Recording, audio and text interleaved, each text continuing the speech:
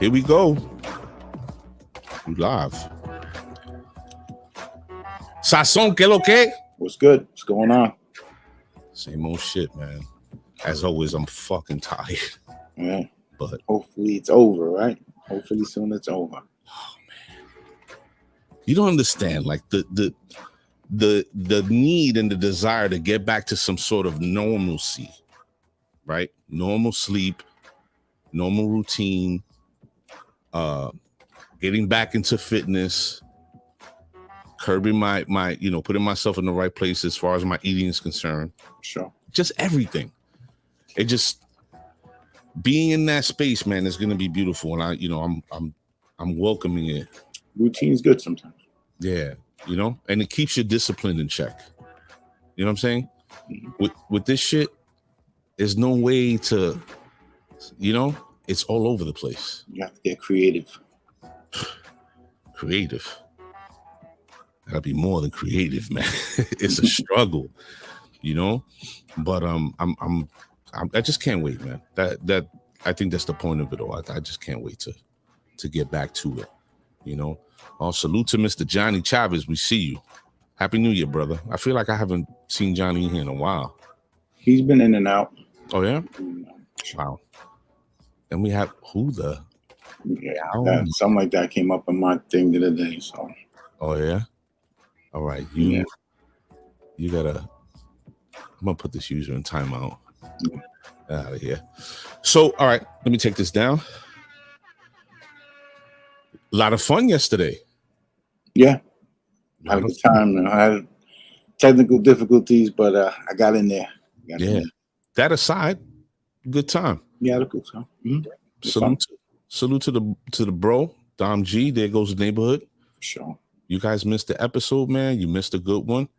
Go check it out on There Goes the Neighborhood at YouTube or Facebook.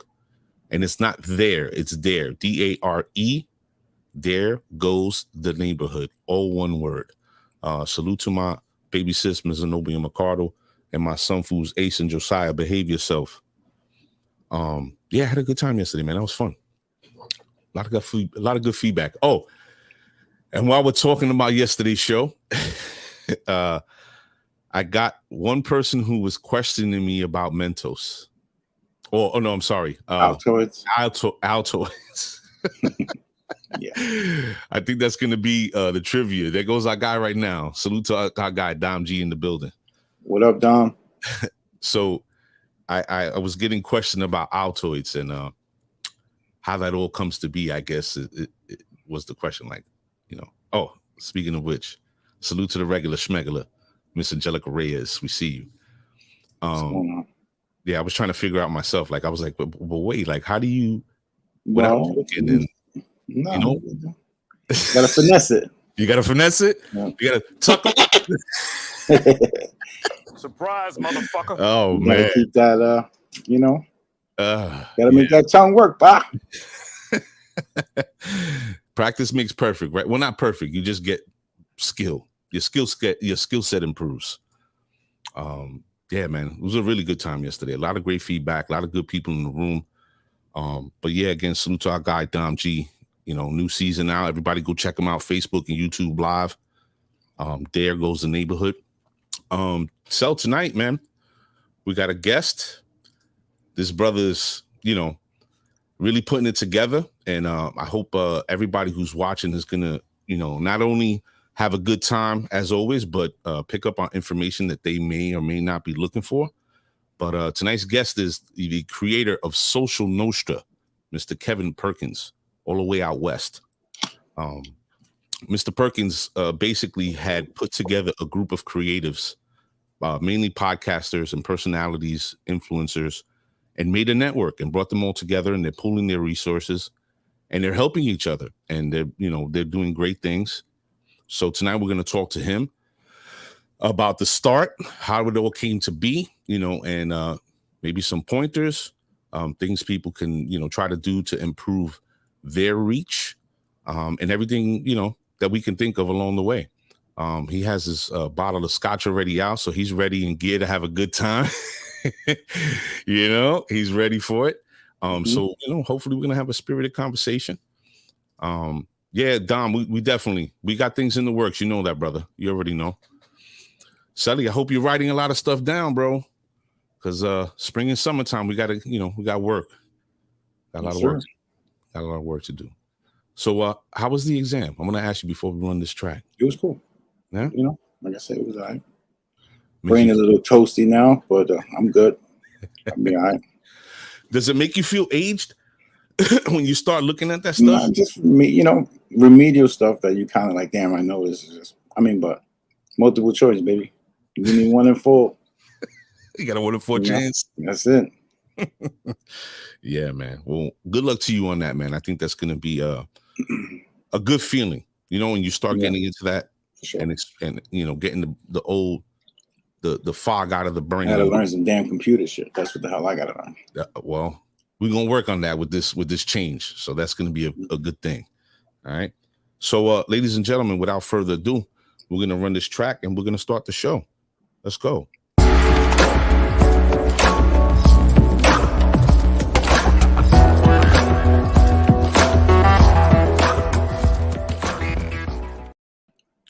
Good evening, everybody. Welcome to the show. I'm your host, Mr. A. I'm putting this guy in timeout. Sally Sassong in the building, your co-host. And this is the set 6145. Tonight, as I stated before, we welcome a very special guest, the creator of Social Nostra, Mr. Kevin Perkins.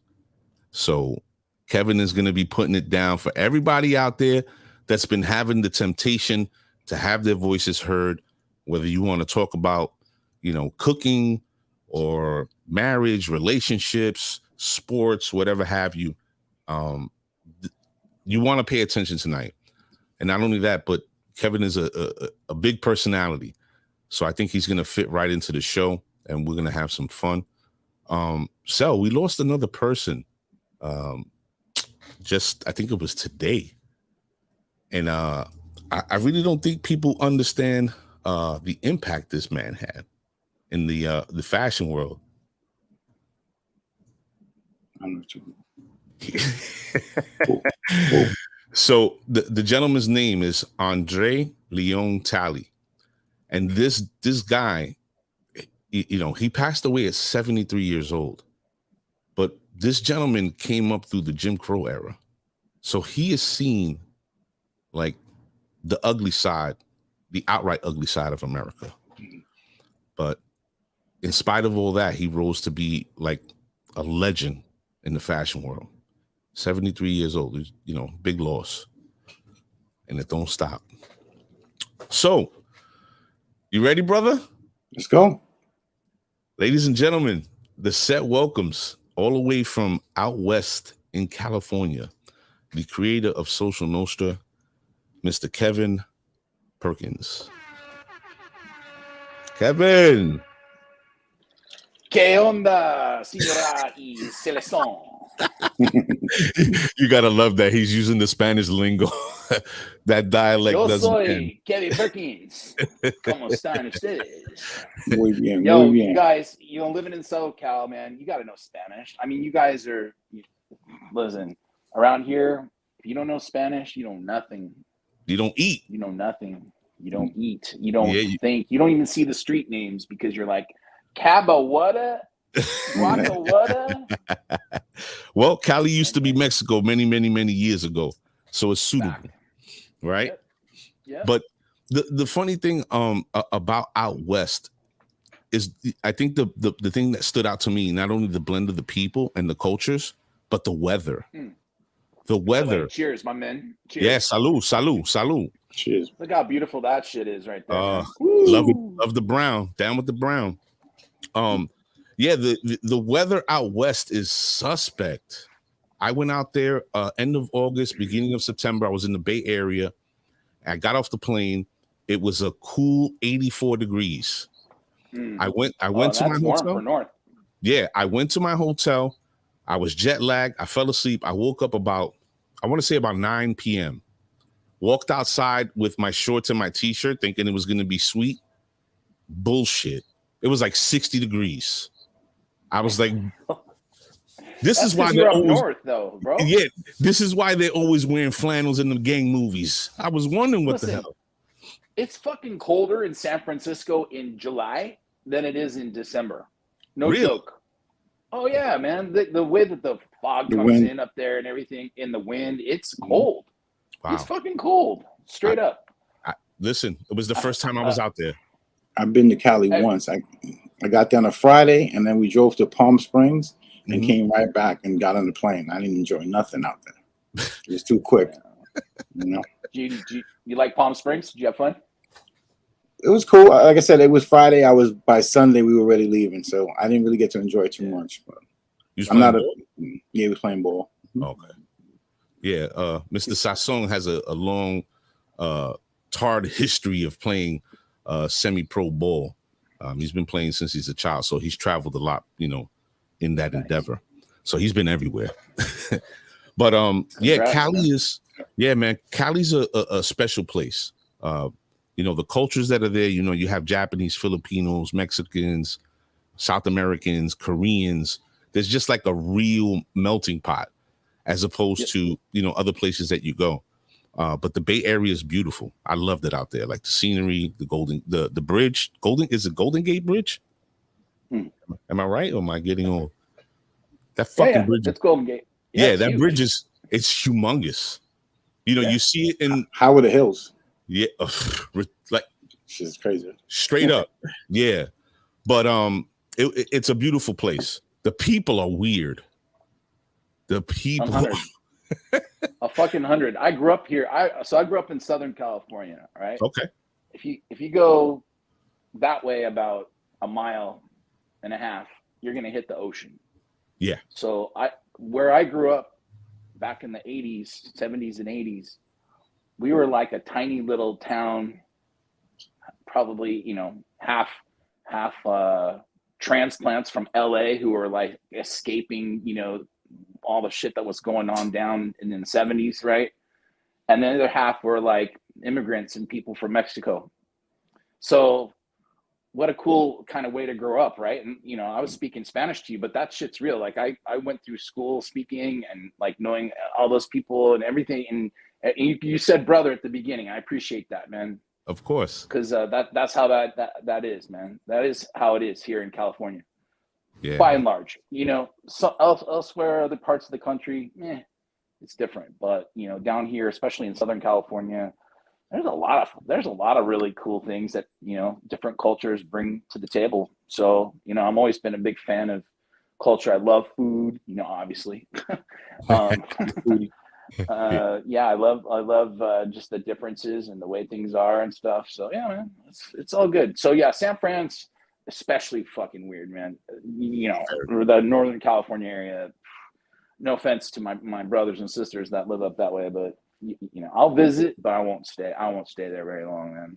Yes, downtown. We stayed downtown, and Sally, when we left the hotel, you go up. There's like a main avenue, right? And you walk along that main avenue, then you can find the trolleys that go up those hills you were referring to earlier, right? But that avenue is like Fifth Avenue in Sunset, and it's packed. But just imagine it 4 times wider. It's huge. But the shit that goes on in that avenue is just bananas. Like, you're talking like Market Street, probably. Yeah, exactly. Market Street. Yeah. I think that place is insane. Yeah, definitely. But Cali's a pretty place. And I think anybody who, at this point in their life, if you haven't been to Cali, man, you got to go at least once or twice. It's a nice scenic place. Fucking mountains next to the airport. Like, what? I know. What are you doing here? Crazy. Yeah. So, Kevin, let's talk about your business venture, because when I heard the name, of course it's catchy. You hear Social Nostra, like Coach, and the whole play on that. I thought that was very creative. So let's discuss how this all came to be, because from what I understand, you've dabbled or have been connected to the net pretty much from the start. And I found that to be very interesting because we kind of have that in mind. So I'm no spring chicken, but I've been around since the beginning of the internet, man. And There were no classes, no programs, no people who've done it before you kind of thing. I fucking taught myself in 1995 how to code HTML when HTML pages were just barely starting to happen, right? Yep. And as it became more popular and people started, our grandmas are fucking making web pages, I said, okay, it's time to up my game.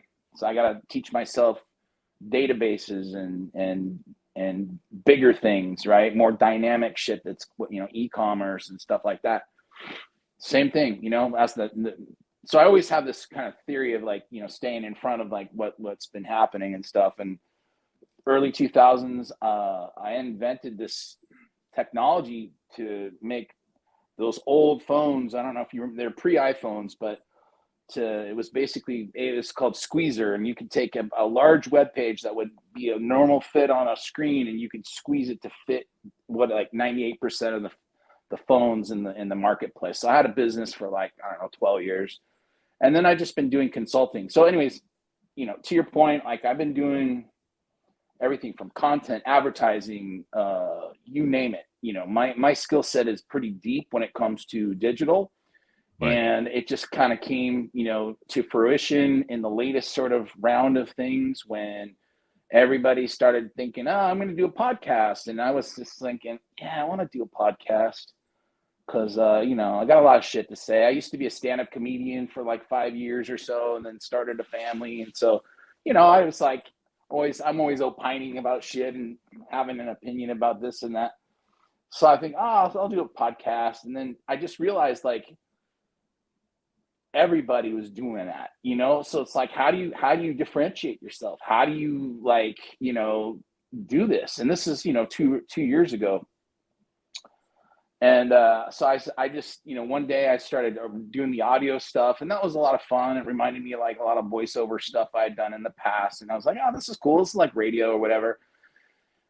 But I was just, whatever, not totally inspired. And then all of a sudden the pandemic hit and everybody's on Zoom.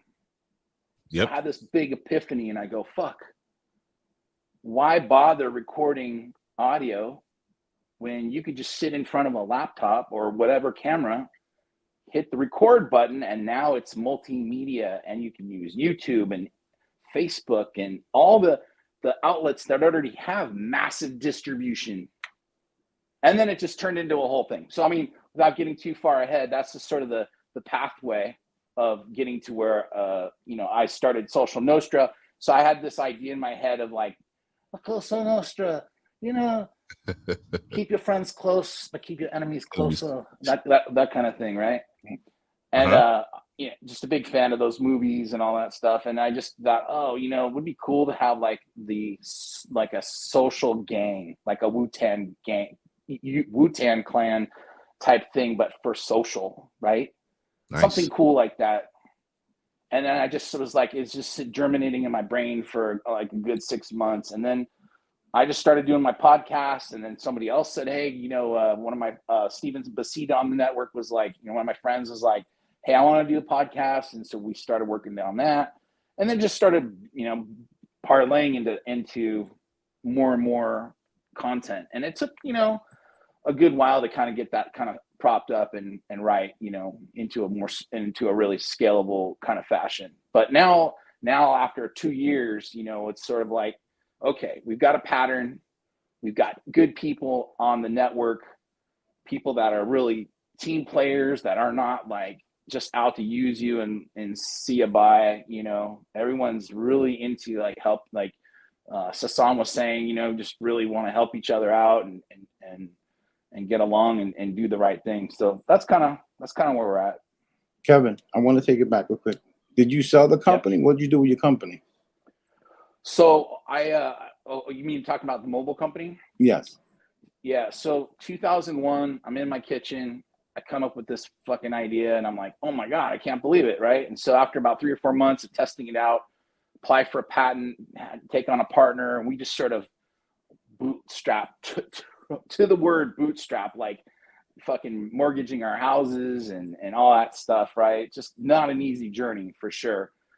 Have an office, some staff, and then basically after about 5 years, we start nailing it, right? We get like like Orange and T-Mobile and all the big telcos start licensing our shit from us. And then 2007, we land ask.com. I don't know if you remember that search engine. Yeah. But that's IAC. That's in, your neck of the woods over there on Chelsea. Bitchin' building, by the way. If you ever get to go into that place, fucking one of the coolest buildings. But and they just like dropped on us, and we thought we were going to get bought by those guys, and they ended up just licensing, which was fine. We made a bit of money, but it wasn't like, you know. So what happened was the iPhone came out. Then once the iPhone came out and that had a browser on board and everything else, it was sort of like, well, we don't really need Squeezer anymore. So it just sort of fizzled out. But I mean, we had a really good run with it. It was fun. I think a lot. And more you know what? people... I consider that to be a win. Not everybody can be fucking a unicorn and be like, I got $1 billion in my pocket. Like, and you got knocked off. You got knocked off by probably the best, right? So yeah, exactly. Yeah. Well, not only that, I think, having the spirit, and I think a lot of people shy away from that, taking that chance, because as you said, you and your partner remortgaged your homes to put this money up into this idea that you actually believed in and you wanted to see it through. And I think that's a problem that most of us have. We have these ideas, we think they can be great, but when it comes time to actually walk the walk, we get gun shy. And that's part of the problem. Hey man, it's not for the weak of heart. I tell you, no. When you're staring at your wife who's like crying and yelling at you, like, why the fuck aren't we getting money right now? Why are we paying for them to eat? We haven't even gotten our own groceries yet. That's a tough conversation to have. Wow. And that's just one example of lots of little conversations of sacrifice that a lot of people don't see on the rise up. You know what I mean? Of course. And when somebody goes, oh, they're fucking privileged and blah blah blah, it's like you don't know the fucking backstory of that shit. You have no idea how much shit they ate to get to that point. So I'm just saying, like, there's a lot of fucking sacrifice that goes in a lot of shit, man, to be a true entrepreneur like that. When you're just like, I don't know, I don't have any skills, I'm just going to teach myself. Like, that's a really hard road, though, man. You should really find a partner that's got a little experience that can be your Sherpa and guide you through that stuff. And you need that break. Kevin, you said something earlier about when you started the podcast, how everyone was doing it, right? So everyone's really doing it now. So what do you say? What do you say to those, who are trying to do this as, full time? Like, what advice do you give them? Do it full time. I mean, to the extent that it's possible, right? Right. I mean, I'm working and I'm doing this on the side. I would still consider this to be a side hustle, even if we presented it to be not that, right? Like, I'm working, you're working. That's okay. There's nothing wrong with that. Like, you don't have to be fucking made and golden just in order to be, successful here. That's the thing. Like, do it because you have a voice and you want to get out there and say something and have people be attracted to what you're saying, right? Because I that was part of my discernment and struggle of trying to figure out, okay, I want to do a podcast, but what am I going to say? What am I going to say? Like, they're not going to come for this. They're not going to come, they're not going to come for other shit that, whatever. I don't, it's not like I'm giving money or something. I have to have an attitude or a presentation or something that's going to be meaningful. That content has got to be meaningful. So, you know what? If you're just starting out, start out. Just go. There's no penalty for sucking. Because guess what? 95%, 98% of the podcasts out there fucking suck. But that's okay. Yeah. There's something for everybody. It's okay, because people are learning and they're just trying to figure out how to express themselves and to make what they say attracting, right?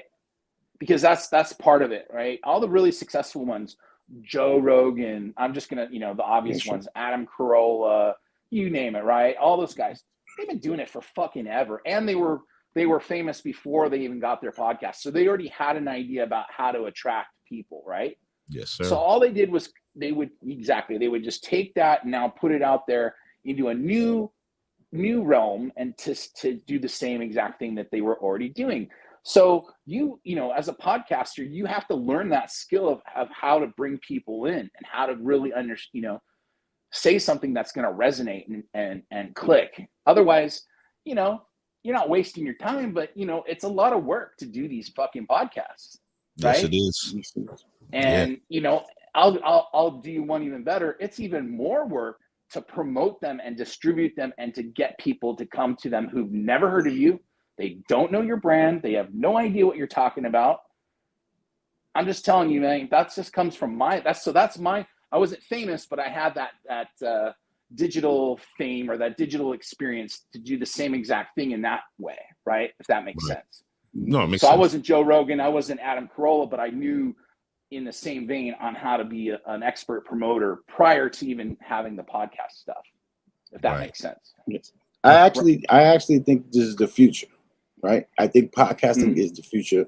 Cable TV is so expensive and things like that. I think people are just it's a way to get an outlet of politics and everything to just, speak your mind. So that's my opinion. Yeah. I mean, and part of that transition between owning a business and consulting, I was doing some political stuff, and I got to say, some of it was fun, but man, what a drag the whole political climate has become. Like, it's not fun anymore. It's just really polarizing, and people are so against this and against that. And if you're for that, then I'm against you. And like that's just fucked up. That whole mentality to me is just fucked up. Like we can have a difference of opinion and still like hang out and drink or whatever. Like, to me, that's just being an adult human being, right? Hello. And now some people are just so fucking over the top with their opinions. You go on, I quit Facebook like a year and a half ago or something like that. And I haven't missed it one bit because it was turning into, well, here's what I think, blah, blah, blah, blah, blah. And I'm like, you know what? Fuck that. I don't want to hear what you think about that anymore because you're a dipshit anyways. Surprise, motherfucker. I wanna go back to some of the things that you said and sort of like put a pin in them. Because I think that by the way, if I'm on a rant and you want to interrupt me, just fucking cut me off. No, you're good. No, you're good. Trust me. This is working out just the way we hoped it would. if you have a better way to say that one. But I think that people looking, playing off what Selly had asked as well. I think we get attracted to outcomes and not work.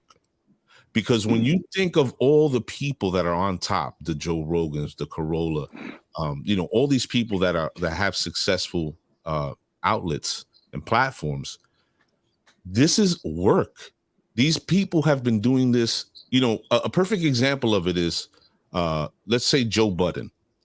Joe Budden is an ex-rapper turned reality star TV guy turned podcast guy.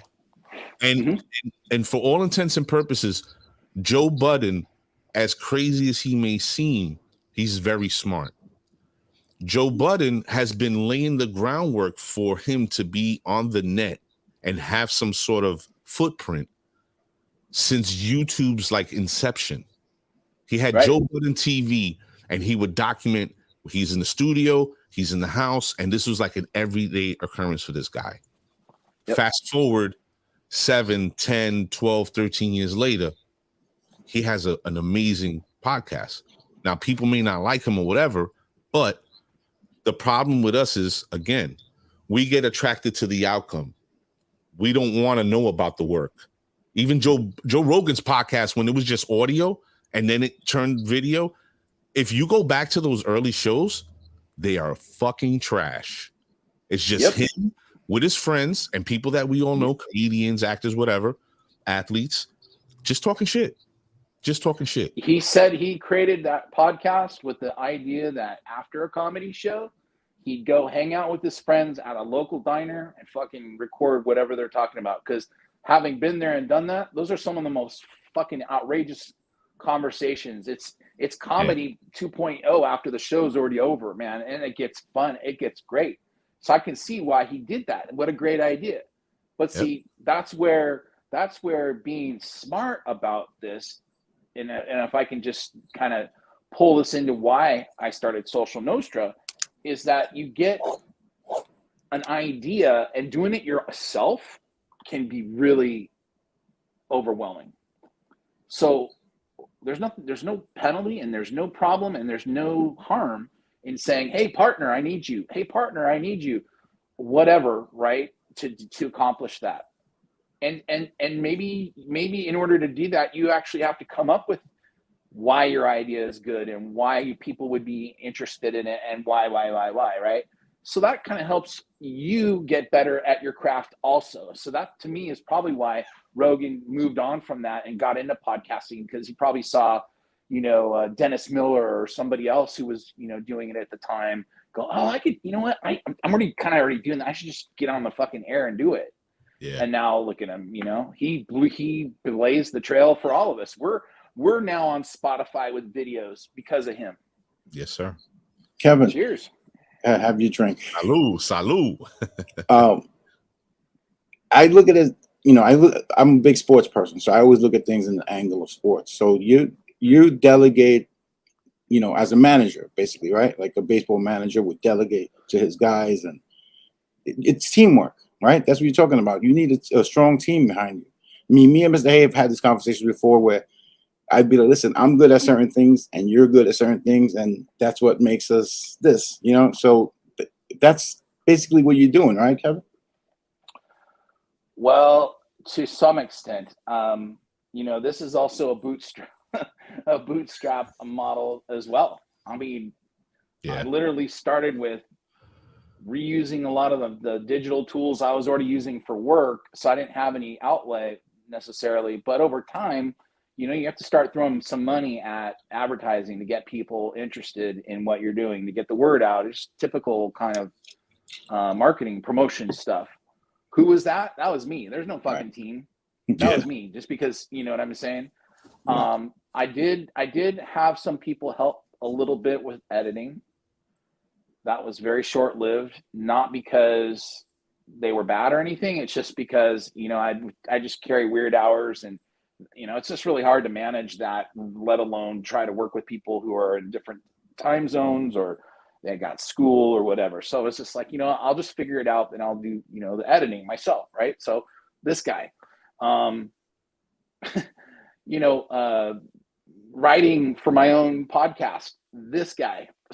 So, today, to your point, that team is still me, right? In terms of getting all this done. And I think, Mr. A, when we first talked, you're like, do you have a team? Because like, I kind of feel like maybe you're the one who's doing it all. And I'm like, motherfucker, figured it out. Yes. How did you know? And he goes, you must have like skills or some shit. And I'm like, yeah, God, this guy's good. Will you come on our podcast? Hell yeah. Let's go.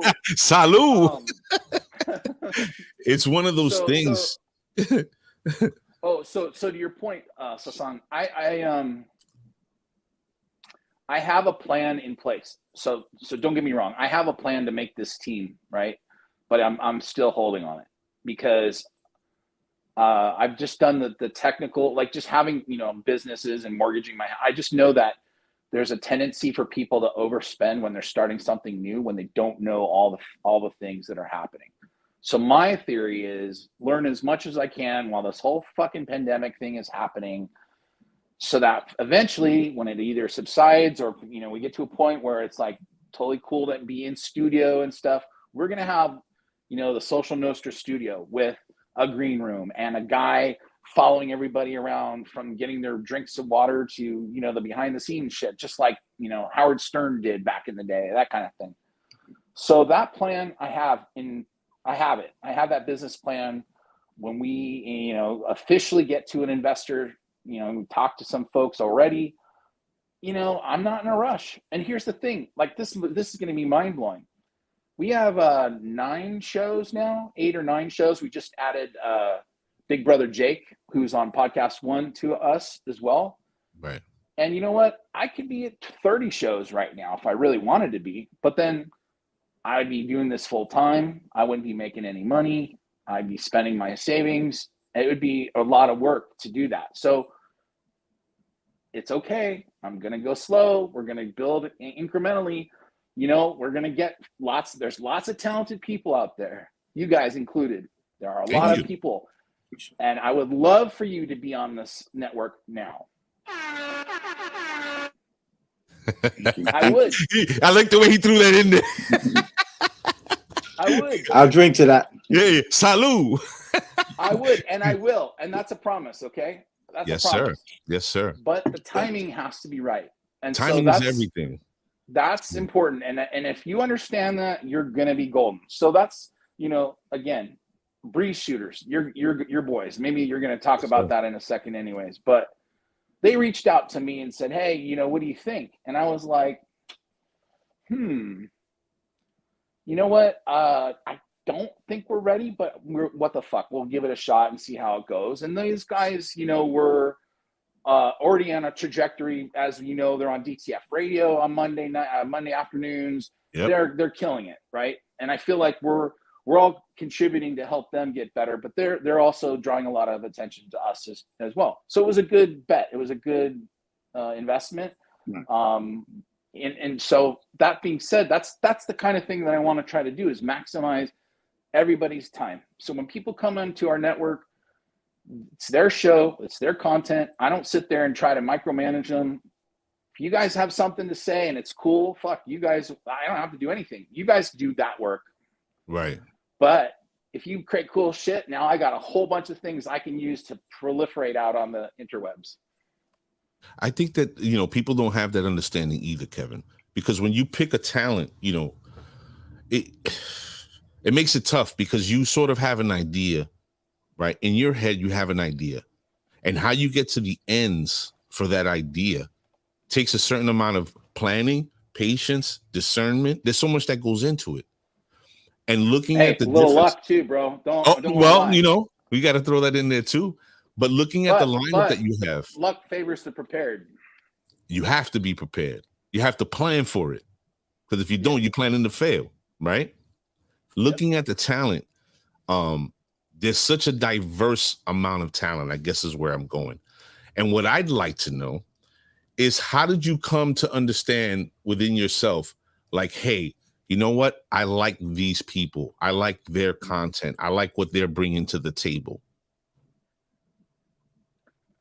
Oh, yeah. So I think it goes back to what you both had talked about. And I'm stoked that you're able to pull that up. So, yes, sir.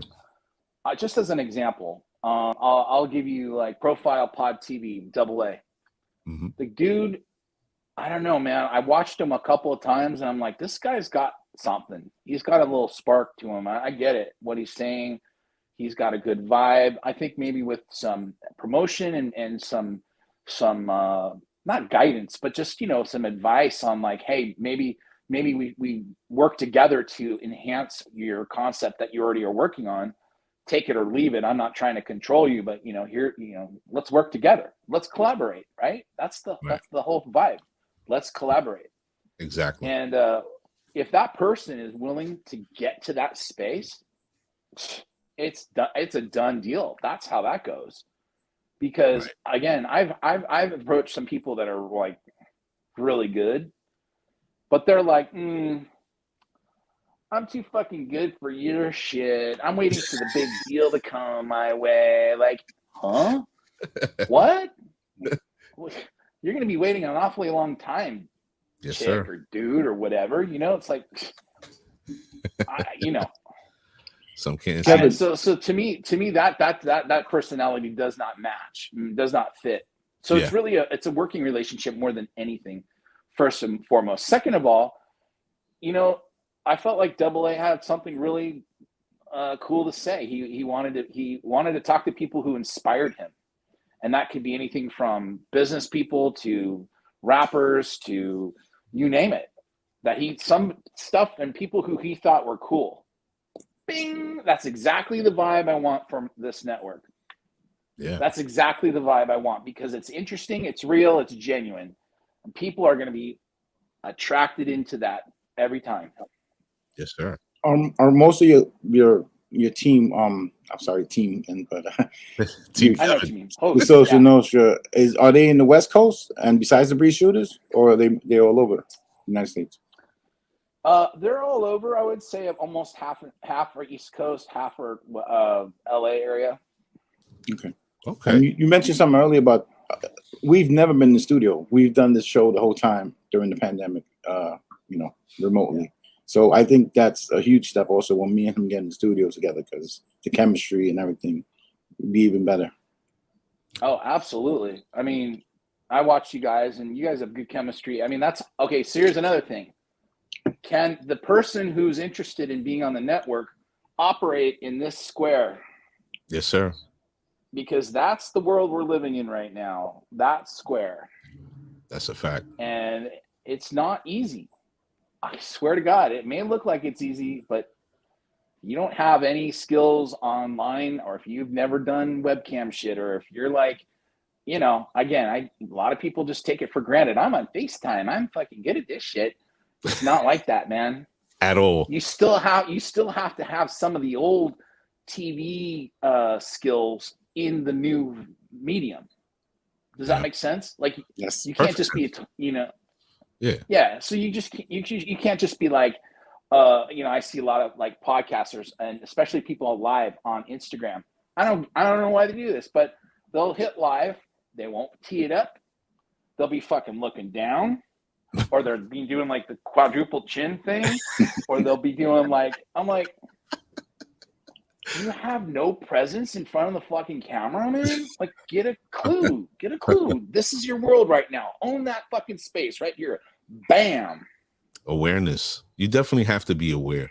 And I think that if you I've talked to Sully about this a couple of times. Every now and then it'll be like a anniversary for a show that was done in the past.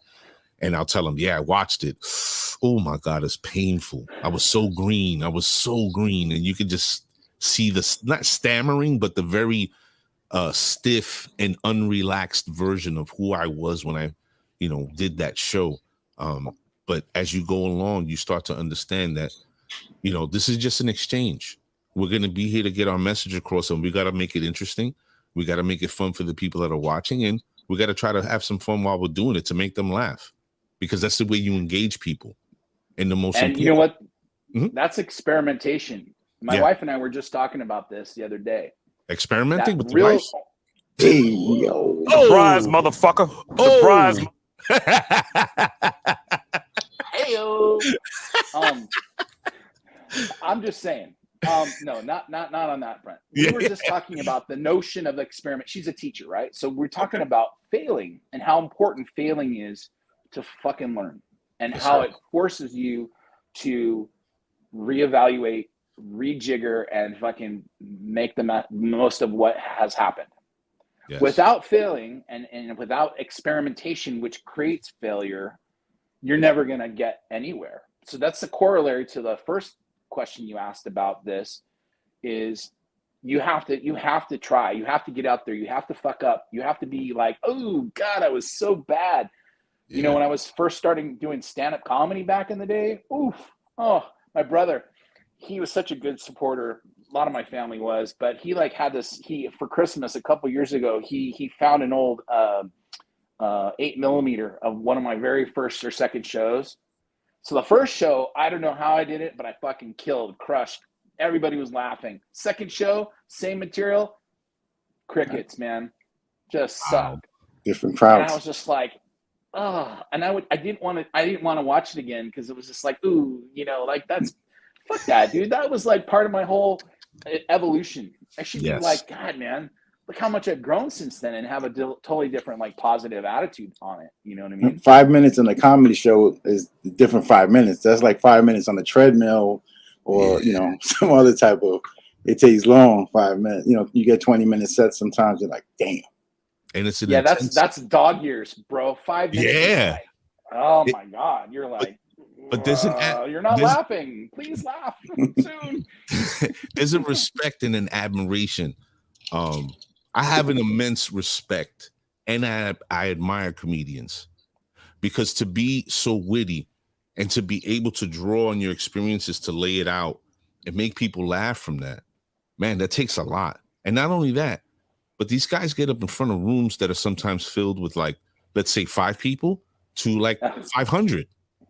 Yeah. And to be able to play the room and know the room, and it's sort of the same vibe, but not everybody can do it. you know, and I think that's a special talent. You have to like just be real with yourself about that. Yeah, I mean, I part of the reason why I got out of comedy is, you know, I wanted to start a family, and I had gotten on the West Coast. You know, there's a handful of like really kind of great venues that you can do. So like Ice House, Laugh Factory, Comedy Store, Improv. Like once you kind of hit those and you're consistent at those, you've maxed at LA. Yes. So the next step in that, go ahead. No, that.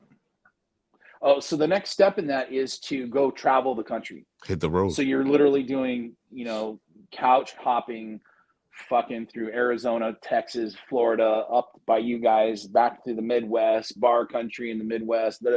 And it's just, you know, you're doing jokes that worked in LA that have, you know, no sense in Lee Summit, Missouri. You know what I'm saying? Like, for sure, you really figure it out. So you get really good at it. So by the time you come back to LA, you're now a closer. You're now at the top of or the bottom of the ticket, however you want to look at it. You're the main person that people come see, and you slay because you're so smooth at what you do, and now you're going into movies and all that stuff. So anyway, I got to the top of my game with LA, and my wife and I were like, let's start a family. And I had the choice of either doing that or going out on the road. And so I said, you know what? Every fucking comedian that I've ever met is a mess. Yeah. No joke. There's just like so much turmoil in their lives. That's why they're fucking funny, man. They figured out a way to, you know, make themselves, you know, function in life. And I just go, you know what? I don't need that. I'm actually working through a lot of shit right now. I'm good. I don't need that in my life. So we started a family, and I was like, you know, Rodney King came back. I'm not Rodney King. Rodney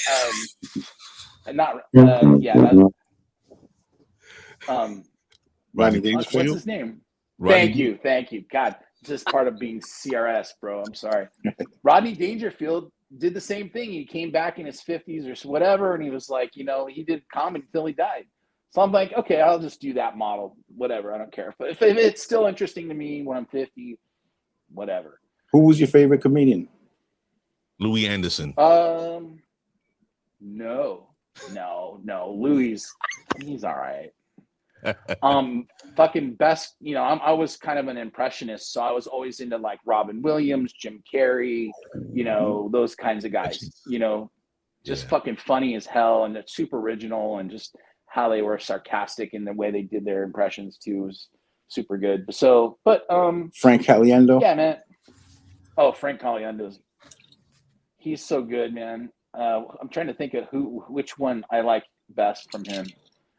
God, now, you know, topically speaking, his Joe Madden was pretty fucking good. Definitely. We need some impressions. But anyway, Kevin, just put you on the spot. Come on now. Putting me on the spot. No. One more scotch. Okay. One more scotch. He's like his Tony Soprano right now. Listen, I'm curious. I'm gonna get on your podcast right now. We're going to talk about some things. We're gonna talk about the way I eat vegetables with my donkeys, and then I hop on my e-bike, and then I go driving around West Hollywood, and I'm like, "Hey, baby, how's it going?" Yeah, that's my impression of Arnold. Good. Oh, this guy. Ladies and gentlemen, if you're just joining the show, I'm your host, Mr. A. Sally Sansong in the building. And this is the set 6145. Tonight, we're speaking with the incomparable, the funny man, the creative, Mr. Kevin Perkins from out west, the creator of Social Nostra. And he's giving us all the lowdown in his journey and how this all came to be. And I think it's super interesting because there's so many facets to this guy that I wasn't aware of until now. And I hope everybody's picking up on that vibe. Kevin, let's talk more business-wise. So okay. I'm a talent. You like what, you know, you like my work. We find each other. We're talking. You're trying to get me to come into the family. Mm-hmm. What are some of the things that I'll make them an offer. What are some of the things that I, as the creative, will benefit from being in the family? Well, Mr. A, I have to say, you're quite a talent, and you fit right in with the family. Not everybody can be in the family, but you're in the family. Welcome to the family. Yeah. So okay. So the way I have things structured right now is that everybody comes into the business, an owner of their own content, and Social Nostra being the distribution partner, if you will. Right. And any revenues that come up, we split 50-50, right? Because I have costs for my distribution. Theoretically, the content people have their costs as well, which in both cases, it's minimal at this stage.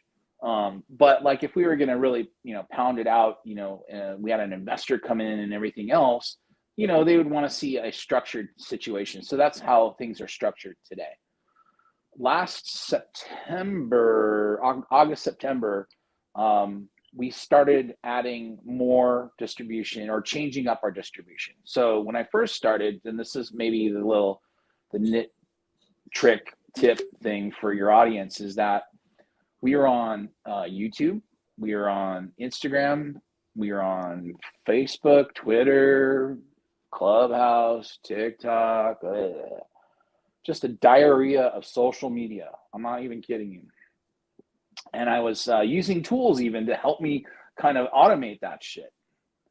But at the end of the day, I was like, this is stupid. Why am I putting shit on Facebook? I have 300 followers or something, and we get whatever, but no one's there. So why am I, just so I can say that we're on all these platforms? That doesn't make any sense. Same with Twitter. Twitter for us is more really good for, the sports people who are either doing fantasy stuff or bets or throwing trash around or commenting, whatever. That's perfect for that. But, for doing podcast promotion, it was just why am I wasting, the difference between TikTok, Twitter, Facebook, and Instagram are so varied.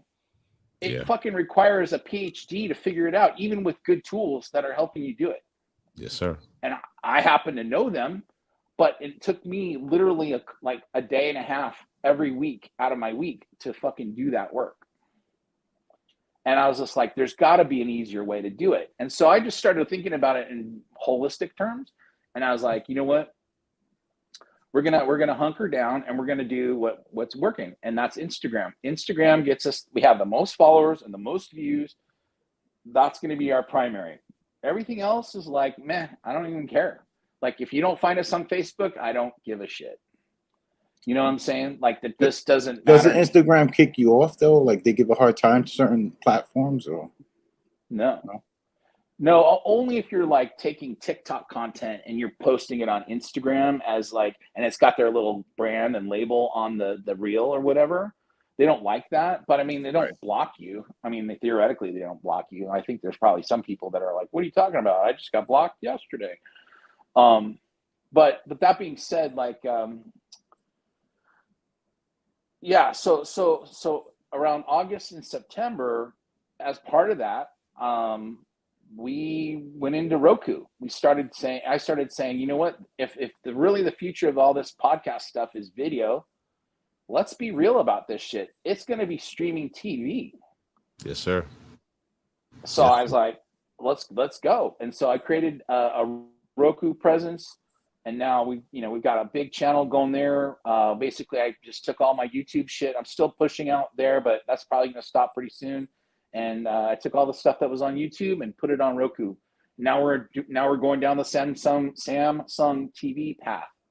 Same kind of thing, man. It's that's where people are going to be finding this stuff, between streaming TV, streaming content, and maybe one or two social platforms. That's my opinion. That's where people are going to find their content. The rest, hey, man, more power to you. But it's a lot of money and it's a lot of work to get yourself really known in those platforms. I got a pitch from what was it called? Fireside or something. Some platform that Mark Cuban started with some chick, I forget her name. And they're like, we'll pay you to do live kind of what we're doing right now. We'll pay you to do live shit on our platform and And I'm like, who's on your platform? How many people are on there? Like, you know what I mean? Like all that shit already exists somewhere else. Why would I waste my energies? And I know I'm not going to get paid because no one's going to your fucking platform. So all I'm doing is helping you. You're not helping me. That's not collaboration, right? So that goes back to the fundamental cycle that I'm in with whom I'm working with. Right. Is the Roku is that the streaming service? Is that ads basically that's paying for it? Like where's the money generated from? Right now, there's no money being generated from it. I love the way you said that. No. I mean, listen. Eventually, ads. Eventually, you know, really, it's in show sponsorships, right? Like if people are saying, "Hey, wear our shirts," or talk about our podcast or whatever, they're paying us in the background. We're getting paid from that. But I mean, as far as ads and all that stuff go, could give a shit. I mean, that was the whole problem with YouTube. Dude, at one point we had like fucking 50,000 subs, 50,000, and I'm like, dang. And it's actually starting to turn into a business model. We're getting, you know, some decent checks. Yep. And then I call it the purge.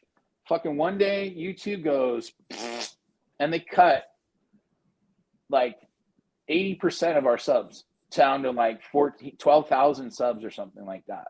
I'm like, overnight. Like, yep. Are you shitting me? Taking that revenue back. That's why. Yeah, exactly. So I'm just like, fuck that. That's not a business model. That's not collaboration.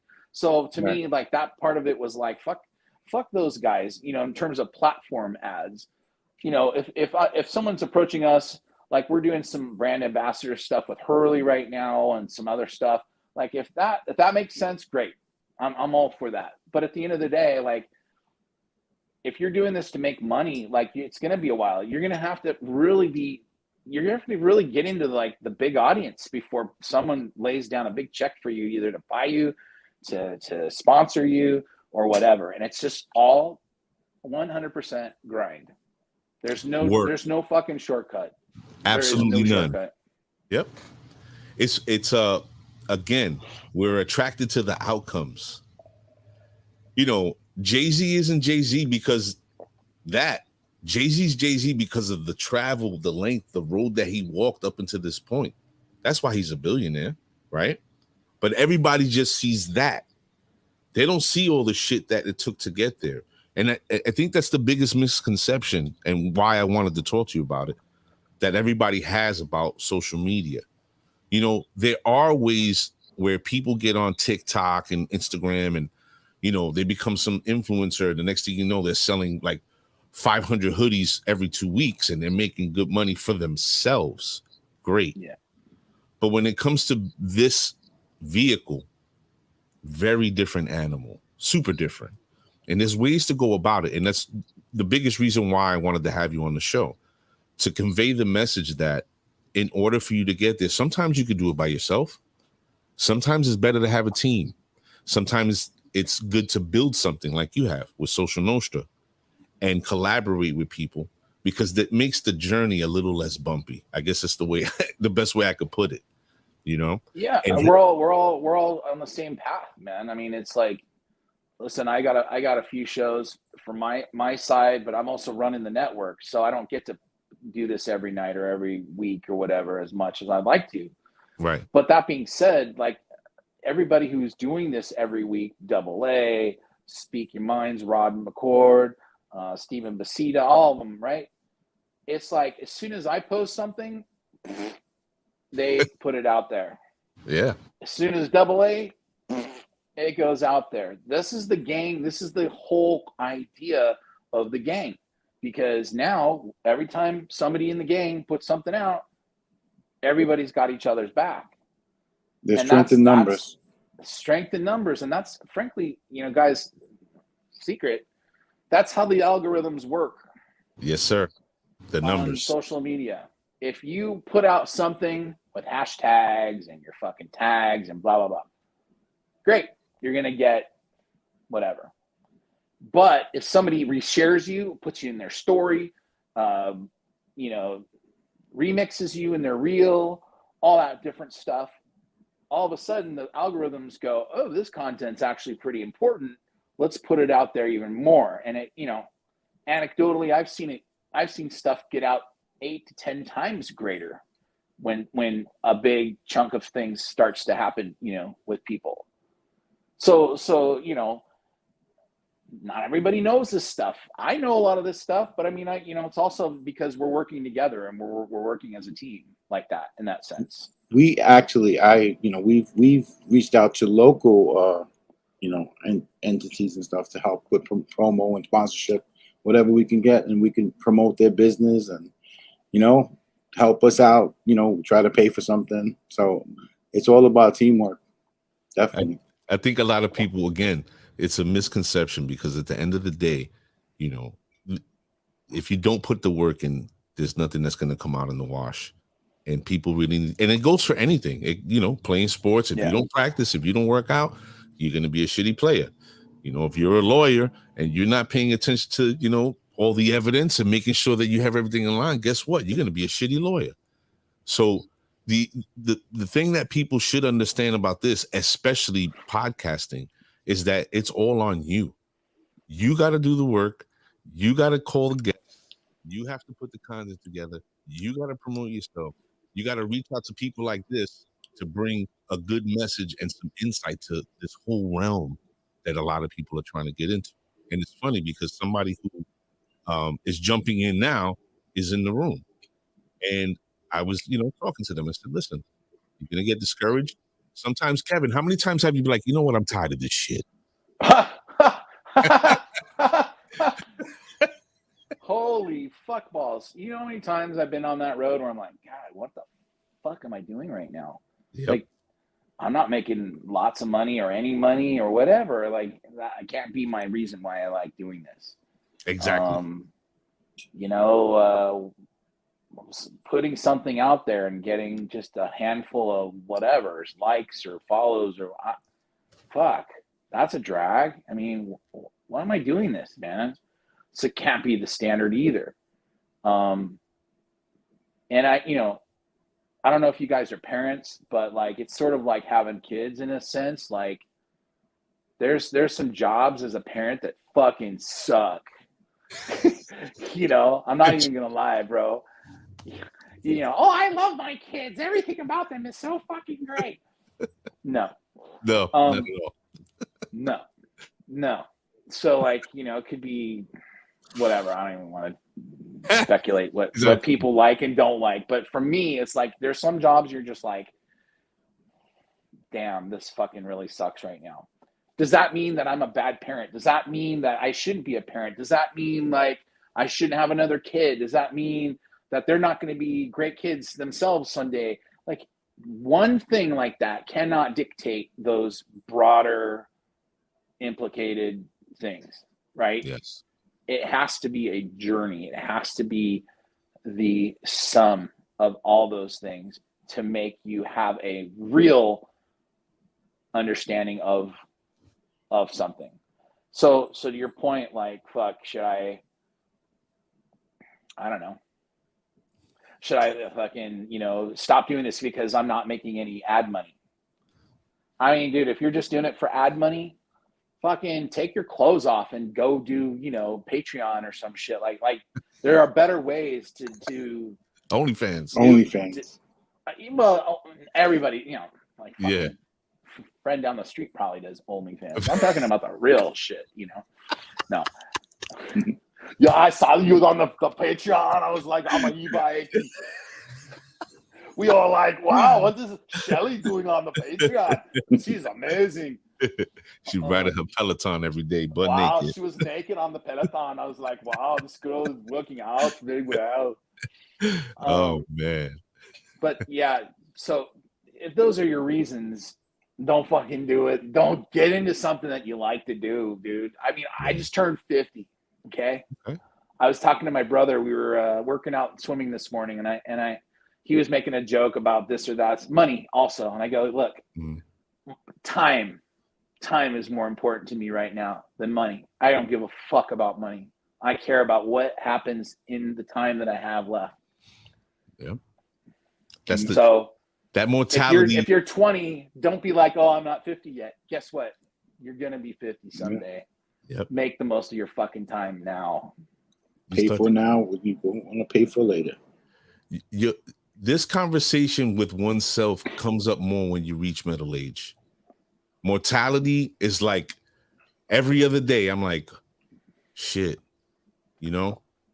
So I said, you know what? While I'm here with the time, just as you stated, with what time I have, fuck, I'm gonna live it, you know, the best way that I know how, and try to make the most of it and have fun with my partner here, we've known each other since we're children, and we're creating. How long have you guys known each other? Since we're 10. I mean, how long is that? 30 years? 49. 40 years? No, we're both 49. Fuck. Yeah. That's amazing. Good job. That's really cool, man. Yeah, man. Thank you. I mean, you guys don't even look it either. That's what's so great about that, man. Let me take my hat off and show you my bald spots, my receding hair, the gray that has taken over my face. Trust me. I think my wife's sarcastic disposition and her ability to be very witty with jokes has kept me sort of looking young, because we laugh a lot. Well, she's usually laughing at me. Oh, yeah? That's the key to it. I married my high school sweetheart. We've been together... Well, together we've been together 34 years and married 27. So, you know, you gotta you gotta have to laugh about something. Otherwise, you're gonna be broken. You know what I mean? Crying. For sure. For sure. Yeah, you can't be in fuck. We were talking about this yesterday, and we did a show with a friend of ours, and you know, you're responsible for your own happiness. It's just a reality, you know. But doing this. I found, and I think that there's something that I try to convey to the few people that we've talked about doing shows, or people that have been wanting to jump into the realm. If you're not enjoying it and you really don't have a passion, you shouldn't do it, because it's not going to work. It's going to come across when you speak, when you interact with people, everything is just going to be like, you know, it's not going to work. You have to really enjoy this and want to do it in order for it to work. I mean, how did you guys even start? Like, give me the elevator on how you just said, fuck it, I'm doing this. So 5 years ago, I was playing with the idea. And myself and Sully were, we were trying to, he had an idea for a movie. So his stories and my writing, and we were like kicking this idea around forever. But still kicking it around. Yeah, we're still kicking it around. And it's a great story.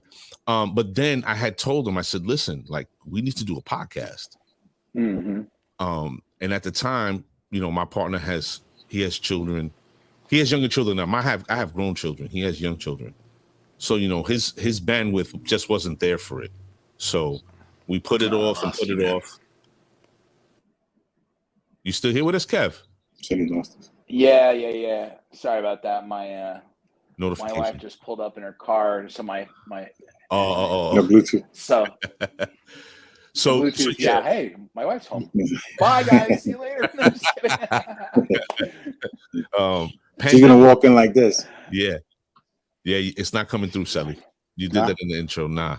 What? I can't wait to go over there. Are it's not working. Doing? Yeah. Surprise, motherfucker. Surprise. So pre-pandemic hit, I was like, you know what? I want to do it. I jumped out the window, and then my partner called me. He's like, listen, I'm good to go. And off and running to the races we went, man. You know? So were you guys like what were you guys like in school together? You guys are same age, same class, all that stuff? Mm-hmm. So what were you like in high school? Were you guys the fuck arounds that like crack jokes in the back and throwing spit wads at people and stuff like that? Do you want to open up this can of worms? Because there's stories for days. Dude, I was class clown, man. I was gonna be either a porn star or a fucking comedian, one of the two. So yeah. You saw how he looked back. Good thing I chose comedy. I was gonna be a porn star. Yo, let me tell you something really quick. So there's a group of us, right? That all from childhood to high school. There's a big group of us, about 8 to 12 guys, core guys. One of our friends has 2 sisters. the younger sister transferred into our school. Long story short, she's in the lunchroom. She goes to her next class, opens up her book bag, and there's a tray filled with eaten food, milk, empty milk cart, like just everything left over from a messy day in the lunchroom. She left the school, immediately transferred that day. She's like, I'm out of here. I can't take this. That's the kind of shit that our friends, like that's the kind of personalities that we grew up around. We would just meet up and it was roasting time. Oh, Kids don't, now you can't, everybody's sensitive. Yeah, for sure. To grow up with us, you had to have a backbone, you know, because we're going to roast you and whatever you were wearing, or sneak, you know, or whatever it was. Merciless. Dude, I was the same guy. In hindsight, I feel kind of bad because, like you said, it's all today. It's all fucking flowers and whatever. And I like, man, that was just part of like the whole process back in the day. But now I look back, I'm like, I fucking bullied some people. I think I was, you know what I mean? Like, not like punching out people, but just like mocking and being sarcastic and verbal. Yeah, just being a dick, just fucking dick. Like, what was I thinking, man? Like, no, but that was. Listen, I think that was that was the environment. Yeah, that was the environment. I think you're right. You know, and honestly, it was good. This guy got stories for days. We could talk about stuff for days of shit that we've done to each other and how we would go through a quick moment of like, I fucking hate this guy. But after that, it was nothing. It's just the way we were, you know? Did you guys, I don't know if you guys did this, but my best friend and I in high school, we went through this phase where we were like practical joke city for like 6 months straight. Like where like you would get a guy and like they would have to retaliate and the vendetta would be back and it would go to the next guy and then like, who did that? I'm gonna fucking get you. And the next thing you know, you got like a moldy can of cat food behind your bed. And then the next thing you're like, I mean, it was just at one point I was like, yeah, man, like I smeared shit on my friend's car because I was just like so pissed at him one day. I don't know. It was like, it got bad, and finally we just said, "Yeah, we need to stop. Like this is getting out of control." Did you guys ever go through a phase like anything like that, or? I don't think it was a phase, right? So, it was just being your state of being. That was it. Yeah, and it's bad when we think about it. We used to be outside in the block, and let's say his mother called him in. We'd be like, "Open up cell block 1A," this and that, you know, like just whoever. Now we lost him again. You turn your camera off, Kevin. Sorry, man. I got a stupid message that. Fuck me. Hang on. She's coming in. Sorry about that. Turn that shit off. No, I'm here. So you want to be a porn star, huh? Yeah. What are you saying? Wait, what? Come on, turn your camera on, damn it. I did, man. It's not showing up. Oh, fuck my life. Yeah, I know. All right. Hang on. I got you. All right, here we go. Now we're doing it. Okay. There we go. Is that better? Yeah. Bing, boom. All right, there we go. Bing, so, I'm glad you turned this on. Ladies and gentlemen, if you just joined the show, you're shit out of luck because we have just run out of time. But I want to say, first and foremost, everybody, go check out Social Nostra on YouTube, Instagram, and you guys are on Twitter as well, correct? We're on everything, man. But the main places are Roku, Instagram, and YouTube. Okay. So go check them out on Roku, Instagram, and YouTube. That's Social Nostra, like Cosa Nostra, but Social Nostra. And check out, there's so many different shows that they have on there. Great content, a lot of different personalities. Salute to our guys, Breeze Shooters. They're on there as well. And it all became possible because Kevin had a vision and he executed that vision. And I think that people need to take the time out to jump out the window right now.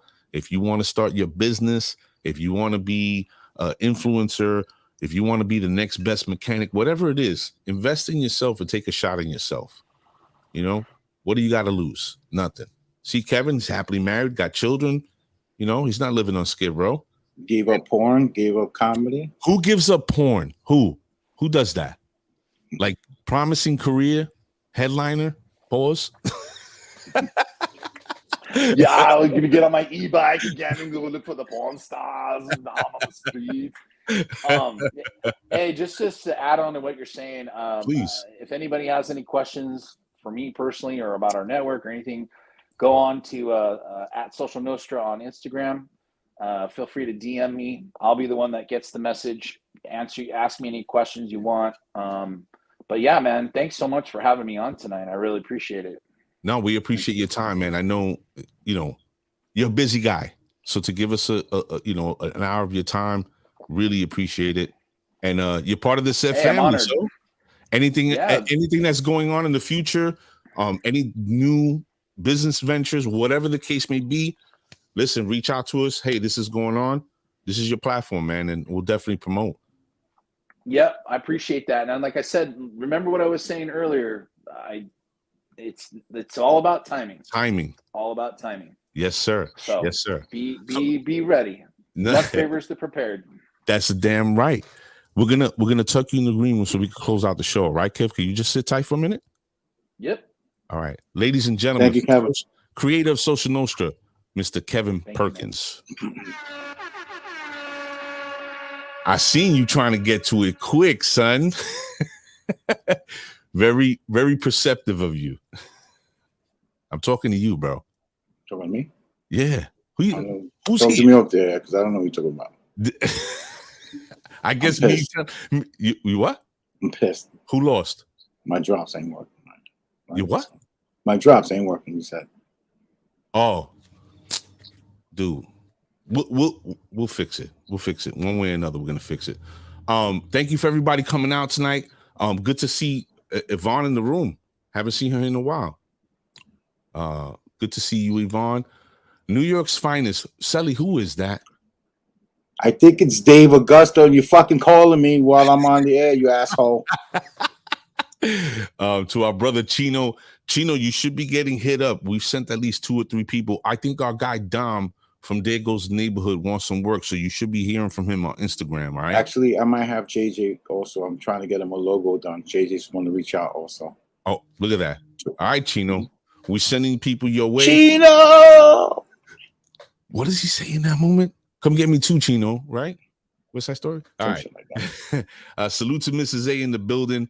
My baby sis, everybody that came out to watch the show, our brother Dom G. Yo, thank you so much. We'll be on Friday on the Rob Aguilar show. We're being interviewed on his show. We'll put up a post if you guys want to check that out. And we'll be back next week with another one, man. Thank you for joining. Sally, what's up, man? We out of here? Please share and subscribe, please. Yeah, man. Tell a friend to tell a friend. We are gone.